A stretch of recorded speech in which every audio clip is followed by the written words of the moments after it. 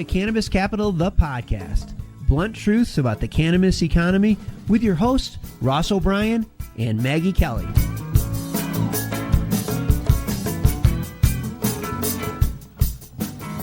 Hi, everyone. Welcome to Cannabis Capital, the podcast. I'm your co-host, Maggie Kelly, here with the one and only Ross O'Brien, venture capital investor and author of the book Cannabis Capital. How are we doing this fine afternoon, Ross? As always, Maggie, every day is better than the last, especially on the front lines of the cannabis economy. Greetings, everybody. Thank you for tuning in, listeners. Well, our guest today, Ross, is the brilliant Eleanor Kuntz, co-founder and CEO of LeafWorks, a plant genomics company conducting cutting-edge research and developing commercial DNA testing services for the cannabis and hemp markets. But before we get started, it's time for the challenge that we all know and love, the Cannabis Economy Challenge. Our weekly challenge to see if listeners can identify an industry or sector that is not impacted by cannabis legalization. Ross, what's your record again? I'd like to hear you say it, Maggie, but I think it's I'm two not words going together, to. I one say it every and week. defeated. I think it's undefeated. There we go. All right. So listeners, could this be the week that Ross gets put in his place? This challenge submission comes from Lindsay in West Palm Beach, and her submission is education. A great challenge, Lindsay. How do you respond to that, sir? Well, I think we need to rename this from challenge to just cannabis economy facts, because it's not really a challenge anymore, because I've got this one in the bag, Maggie. Education, quite simply. And did I mention that I wrote a book? There's a book called Cannabis Capital, right? All right, move on. And did I mention that I largely wrote it because it was intended to be, in its inception, a textbook, a resource for entrepreneurs to help them with raising capital, help them with starting their businesses and running them. And so if you look at more broadly education, there's conversations now at the university level. Are we teaching cannabis entrepreneurship? Are we teaching the business fundamentals of cannabis? Is this something that we're including now in our curriculum? And so there is no legacy cannabis business courses. Nobody could have otherwise got a degree in that as a discipline until now. And so all these things are starting. And hopefully my book will be in the hands of budding young cannabis entrepreneurs, pun intended, as they learn the fundamentals of raising capital.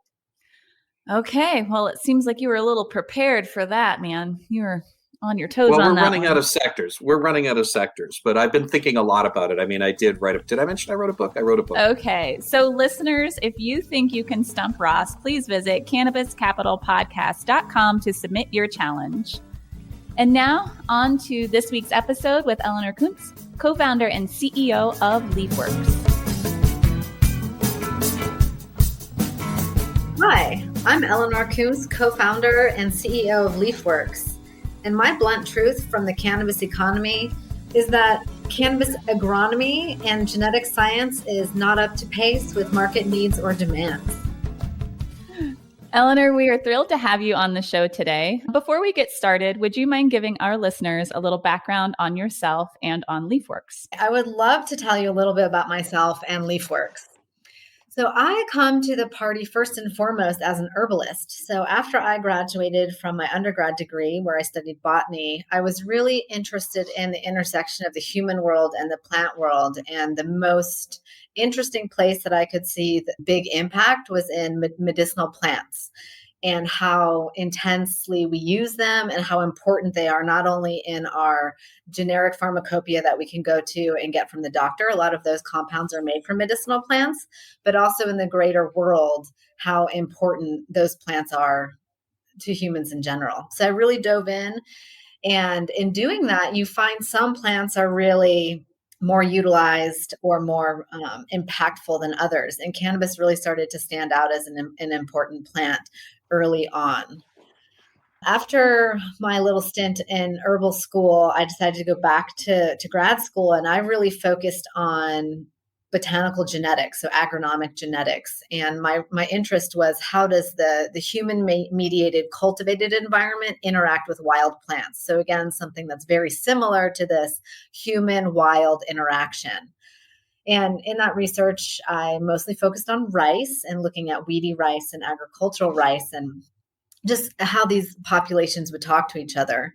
And that really served me after grad school, where I dove in to best agricultural practices and what do we do in the agronomic environment to increase the medicinal value or the quality of those plants. And when I was doing that work, I was very lucky to have some really good contracts where I was working on medicinal plants that grow in Western Rajasthan in India. And looking at not only those agricultural practice, but the botanical trade in general, the global botanical trade, it became very obvious that in addition to how do we grow these things in the best possible way to derive the best value based on their medicinal quality, it became really clear that there's a lot of fraud in the botanical supply chain. And as a purchaser of herbs and really understanding that I'm buying something that I'm using for my health, I really want to know what that plant is. And if I'm a company that's integrating global botanicals in my supply chain, I really want to know I'm getting what I think I'm getting. And it's a weird world where the organization that's making that purchase, buying those plants, is burdened with the responsibility to prove they're buying not only the plants that they think they're buying, but those plants aren't adulterated in any way.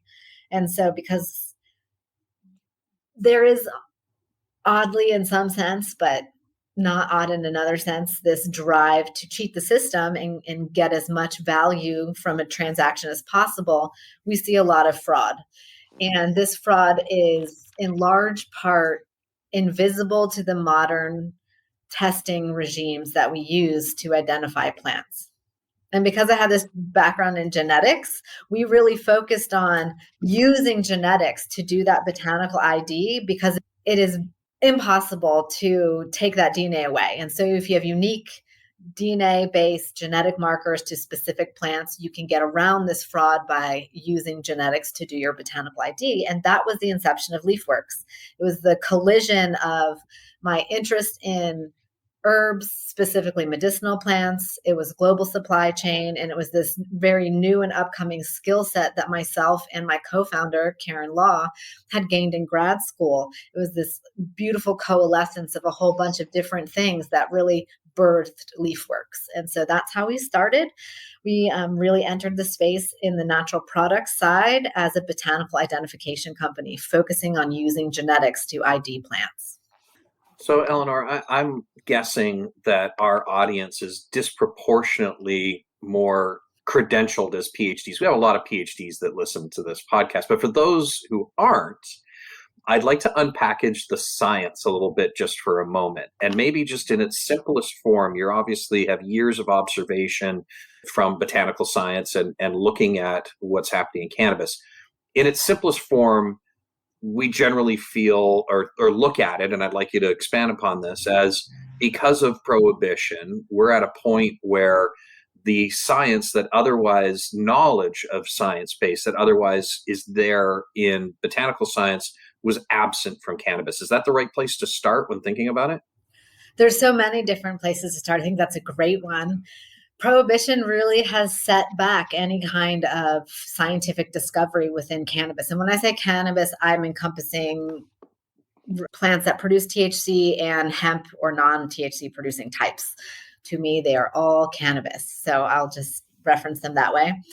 But because we haven't had the time on task at university levels to really dive into diversity, genetics of the plants in general, we have a huge gap in our understanding and our tools that we can use to propel specific plants forward, to understand how chemicals are produced within the plant, and also just in its most basic form, identify which plants are which. You know, it's very easy when you go into the grocery store and you see a Gala apple or a Granny Smith. We have some very clear understandings, not only of what the phenotype is or the look and the taste and the qualities of those apples. If you want a Granny Smith, you probably don't want to eat a Gala apple. They're very different. And so just understanding what that name means and what those types are is completely lacking in the space in any kind of unified or codified way. And prohibition, it's understandable why we're here on the science, but we're really moving to catch up. So one of the things that from our vantage point seems quite exciting, and I'd like to hear your perspectives on this as you look at LeafWorks as the company, is that if you accept and understand that there is just a knowledge base that doesn't yet exist. So we're doing the hard science, the base science to understand these data points and the genetics, et cetera. What appears to us is there is a very short path between gaining that knowledge and having a commercial implication or an application or a product or something that's a use case from that. Would you talk a little bit about how you've approached the commercialization piece, and how should listeners be thinking about what this new knowledge base means and what the business implications are? Absolutely. And I'm going to answer a little more abstractly because I think that it's exceptionally multifaceted. And when you understand that, you can really vision a lot of different realities for how genetics can impact the capital side of the cannabis economy. And so genetics is a language. It's like math or English. It's a way of speaking about the world. And the beauty of genetics is that it allows us to speak about these plants in ways that help us move them forward. The most basic is what are we talking about? Right? So if we have a medicinal plant, we need to know that if we have two doctors using the same medicinal plant, that the names correspond to the same plant.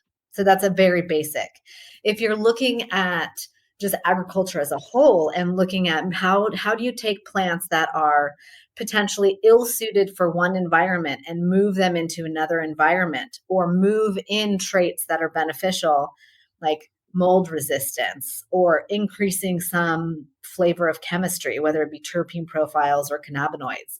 Understanding the genetics or the language that underpins those chemical pathways allow you to move those populations forward, whether it be through selective breeding or in other capacities. You have to understand the genetics that underpin those production pathways in order to do biosynthesis, in order to do any kind of genetic modification. So any way you want to go, that language is critical first step. And genetics is universal. So the nice thing about learning something about a small group of cannabis plants is that knowledge that you learn about those plants is applicable to other plants. And so there's a lot of future directions that you can go having that basic understanding of the cannabis genome and the diversity that's held within populations of plants that we currently are interacting in the market. Hey, I'd like to take a turn away from the science of the cannabis economy and more of the human experience within the cannabis economy, if you will.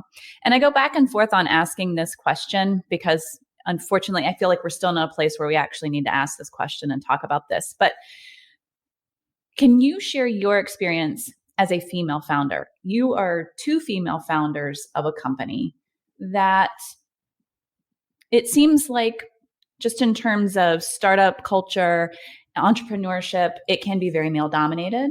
And I would love for you to speak to what that experience has been like just for you as both female founders and also as female founders in the cannabis economy. Being a female founder is an interesting thing. It's not so different than being a female in some of your hard sciences, though. So I think some of us scientists have had this experience throughout school. And it's changing, and STEM programs are really pushing that forward. Women in STEM, women in science specifically. I think the intersection of fundraising and capital becomes like doubly male dominated in some sense. And so you just have to leverage your skills and realize you are unique, and that is a really powerful place to be. And although there's sometimes difficulties that come in that journey, there are also a lot of benefits to being the only woman in the room, which happens. And it's really about looking at that experience as a positive as opposed to a negative. And that's one thing that I personally have really tried to leverage, is just utilize it in that way and just see it as a positive and just push that forward. And the nice thing about cannabis is there are a lot of female founders, and there have been a lot of very strong women in this industry for decades.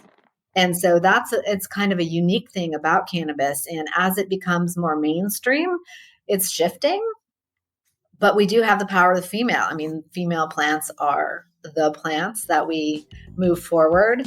And so it is a very open space to the importance and the power of the female in that perspective.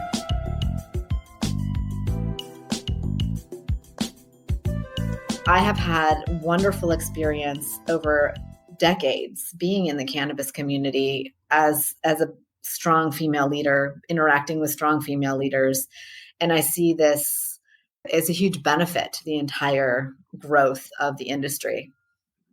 Thank you. And I'd like to take this opportunity just to provide a little shout out to the Women Leading in Cannabis podcast hosted by Kira Reed. So please give that a listen.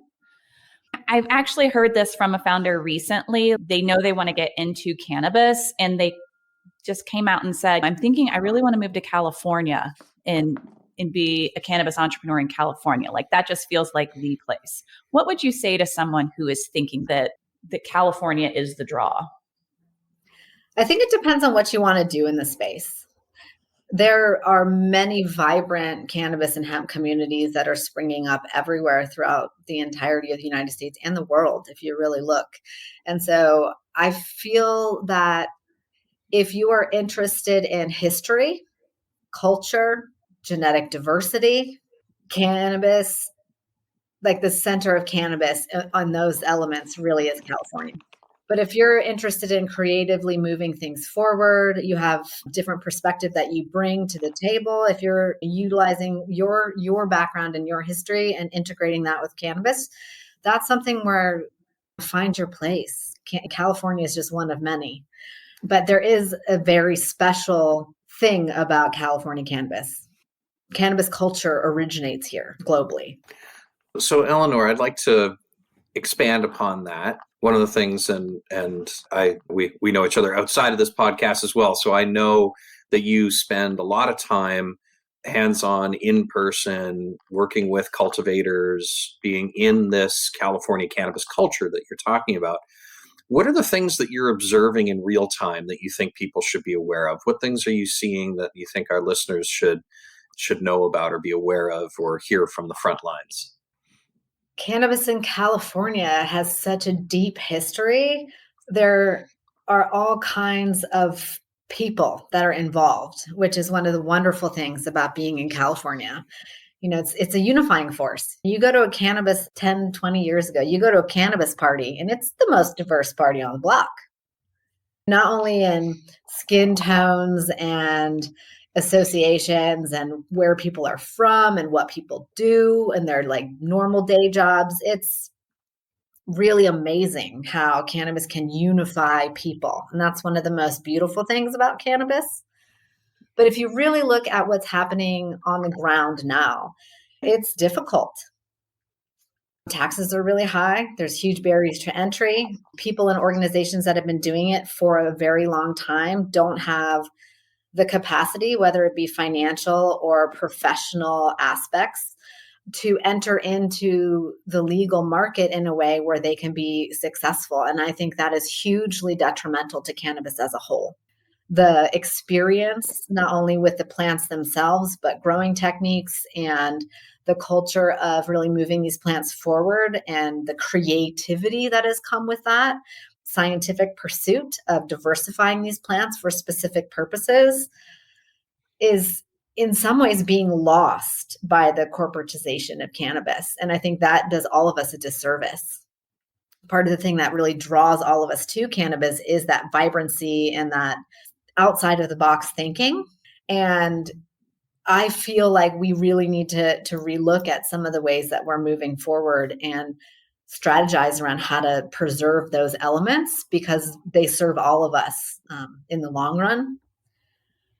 And on the ground, I feel like there's kind of a really interesting thing that's going on with farms where you have some people that really want to just like blow it up and get really big. And then you have other organizations that are really true to there's a lot of back to the lander roots in the cannabis community, which is not something that everyone is really aware of, but that sentiment of self-reliance and honoring the land and leaving a place better than when you found it and you started to interact with that space and the real move and push to not just organic or steady state agriculture, but truly regenerative agriculture. How do you grow the entire system? That type of thinking is immensely important, not only within the cannabis community, but expanding that out to the rest of our food systems.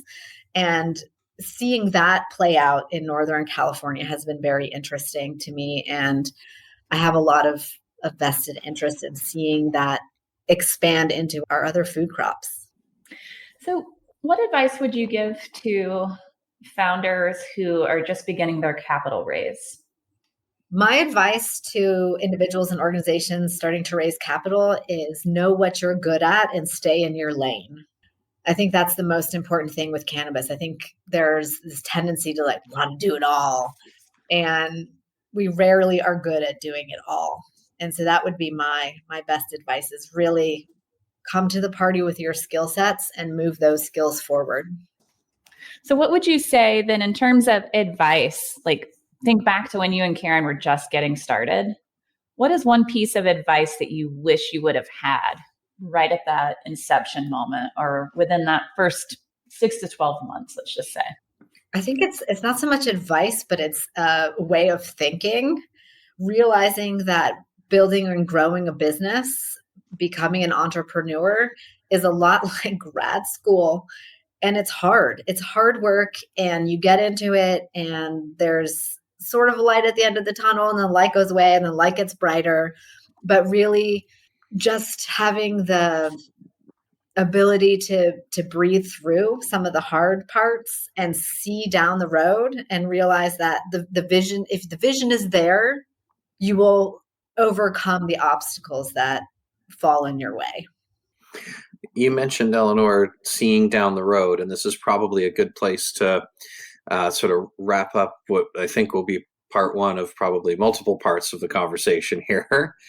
Talk to us about what you do see, or how you see the future playing out for the cannabis economy. How do you see the science that is now rapidly developing impacting the broader business elements, the cultural elements here in the US, globally?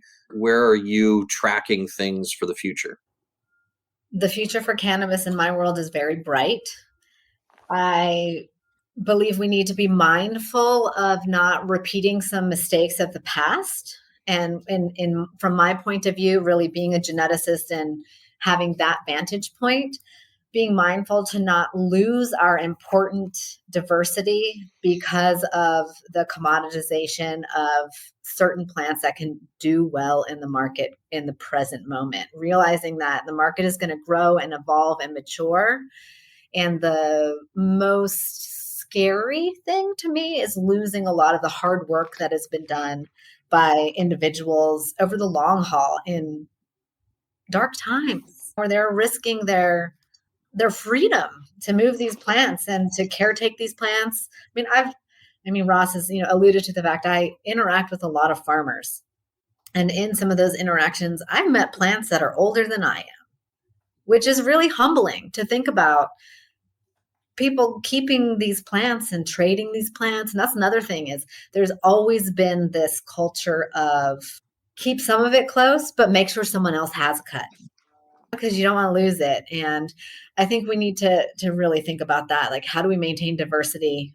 Because that's the palette. That would be my most focused answer to that, because I could really wax poetic about that question. Many thanks to Eleanor Kuntz, co-founder and CEO of LeafWorks, for joining us today. Details covered in this episode can be found in the show notes. To learn more about LeafWorks and cannabis genetics, visit leafworks.com. And remember, if you have a cannabis economy challenge, please visit cannabiscapitalpodcast.com and submit your challenge. And you can find us next Thursday with a new episode of Cannabis Capital, the podcast.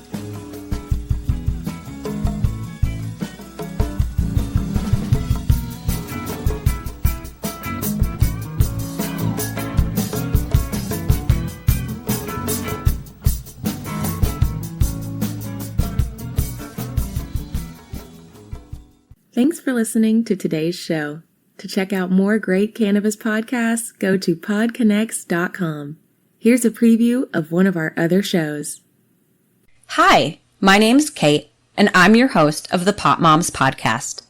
I started the Pop Moms Podcast, well, because I wanted to end the stigma against using cannabis, specifically with moms, but also anyone who chooses to consume.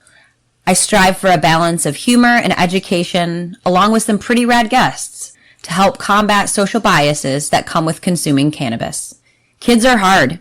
Join me for regular podcast episodes packed with parenting hacks, real-life stories, and of course, my favorite cannabis products. The days are long, but the years are short. So roll another J and take a deep breath. Keep blazing and stay amazing.